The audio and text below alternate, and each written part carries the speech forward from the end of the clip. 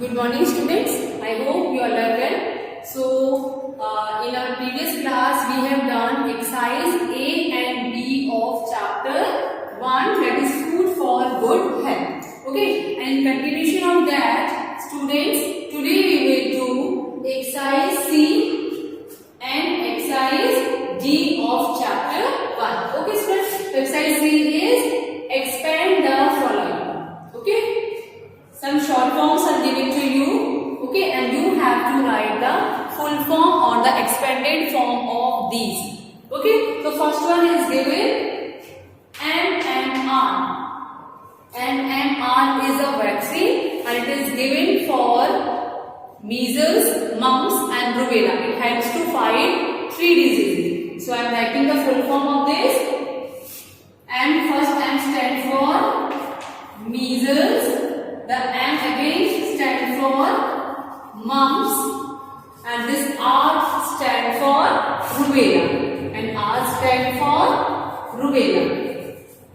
Okay, student. Next is GPT. Student, this GPT is also a vaccine and stands for diphtheria, pertussis and T stands for tetanus. So it helps to fight 3 diseases. So I am writing the expanded form of this. The D stands for diphtheria. The P stands for pertussis. And this T stands for tetanus. Okay, student. Next, the third one is given WHO. And this WHO stands for World Health Organization. Okay. So, I am writing the full form of this. W stands for World Health and this O is for Organization. World Health Organization. Okay, student. So, these are the answers of your exercise C. Now, student, exercise D is answer the following question in short.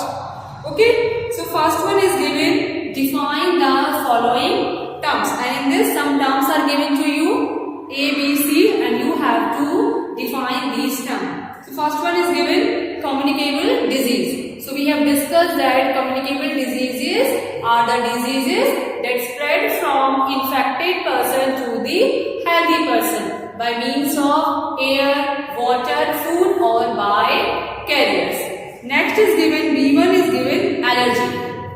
Allergy means some persons are very sensitive to dust, some smells or some animals also. Or when they come in contact of these smell, these dust particles, they start to sneeze, cough or some rashes also appear on their skin. Okay, student. So this condition is known as allergy. Whereas the third one is given roughage. And when we have discussed about the components of food, we have discussed that roughage is not a component of food, but it is also included in our diet because it helps to remove out the waste from our body easily. Okay, student? So, let's see the answer of this question 1. First one is communicable diseases. The diseases that spread from infected person to another is called communicable diseases. Okay, student? Next is allergy. Allergy. Some people start sneezing or have rashes or itching when exposed to certain food, animals or smell is called allergy. That condition is known as allergy. The third is given roughage, and roughage is it helps food and waste to move easily through the digestive system. Next. So students, next is name the 5 type of nutrients in food that keep you healthy and fit. So student, in this question you have to write the components of food that helps us keeping fit and healthy. So we have discussed that there are mainly 5 nutrients present in food. Carbohydrate that helps us in giving the energy and to carry out different activities. Next one is the fat that also provides us energy but later. It also helps in keeping our body warm. The third component of the food is the protein. Protein helps in growth of the body and also help in repairing the damaged and the worn out cells of our body. The fourth is the vitamins and the fifth one is the minerals. These vitamins and minerals help us in protecting or help us in fighting against diseases. These are required in our body in small quantities, but they are very essential because if they are not added to our diet, we fall sick very quickly. Okay, students? So let's see the answer of this question. 2. Carbohydrates, fats, proteins, vitamins and minerals are the nutrients in food that keep us healthy and fit. Okay? So next is question 3 is, what is the importance of roughage in your diet? So student, in this question you have to write the importance of roughage in our diet. So we have discussed that roughage is not a component of food, but it helps in removing the food and waste from our body very easily. Okay. So student, let's see the answer to this question 3. The roughage helps food and waste to move easily through the digestive system or through our body. Okay. Next question 4 is, what is the importance of vaccination? Student, in this question you have to write the importance of vaccination. What is the use of vaccination? So we have discussed that in a vaccination, specific substances called vaccines are given to us. Okay, they are injected in our body. In this, the pathogens are injected in our body in a weak form or in dead form, due to which the antibodies are produced in our body that helps to fight against diseases. Whenever the disease causing pathogen try to enter in our body, the antibodies which are already prepared by the process of vaccination helps to fight against diseases. Okay student, so what is the use? Vaccination helps to fight against specific diseases. For example, MMR vaccine is given to fight against measles, mumps and rubella. DPT vaccine is given to fight against diphtheria, pertussis and tetanus. Okay, so let's see the answer to this question 4. Vaccination helps to prevent specific diseases. Okay, next question 5 is, list 3 ways to prevent the spread of communicable diseases. So student, in this question you have to write the 3 ways by which we can prevent the communicable diseases. Communicable diseases are the diseases that spread from infected person to the healthy person or to the other person by means of air, water, food or by carriers.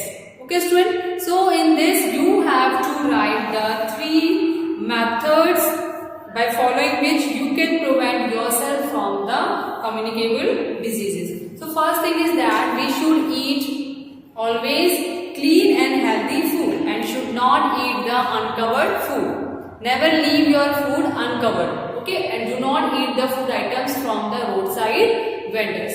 Always drink clean and pure water. Okay, use filtered water or distilled water. Okay, if it is not possible, you can use water by boiling it. Next is, do not allow waters to stagnate. Okay, because that will be the breeding place for mosquitoes, and we know that if mosquitoes start to breed at a particular place, that will help in transferring diseases like malaria and dengue. Okay, next is we should wash our hands regularly with soap and brush our teeth and daily take bath. Okay, these are the ways. Next is we should allow the sunlight and fresh air to enter in our house because sunlight helps in killing the germs present in air.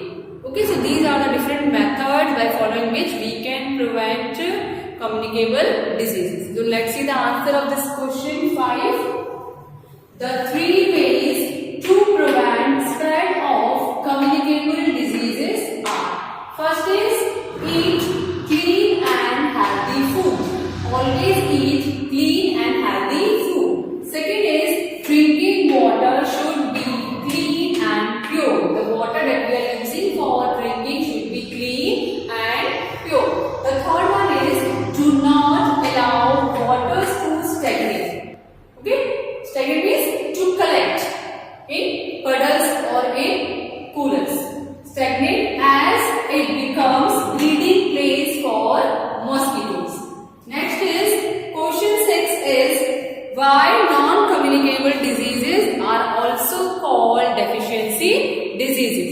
So non-communicable diseases are the diseases that do not spread from infected person to the healthy person, and they are also known as deficiency diseases because they are caused due to deficiency of certain nutrients in our diet. Like due to deficiency of vitamin A, night blindness. Due to deficiency of vitamin B, beriberi. Due to deficiency of vitamin C, scurvy. Due to deficiency of vitamin D, rickets. Due to deficiency of iodine, we suffer from goiter. Due to deficiency of iron, we will suffer from anemia. Okay, students? So these are the different nutrients due to the deficiency of which we will suffer from the deficiency diseases, and they are also known as non-communicable because they do not transfer from an infected person to the healthy person. Okay. So student, let's see the answer of this question 6. Non-communicable diseases are also called deficiency diseases because they are caused due to deficiency of certain nutrients in our diet. Okay, students? So these are the answers of your exercise C and exercise D. That's all for today. Thank you and have a nice day.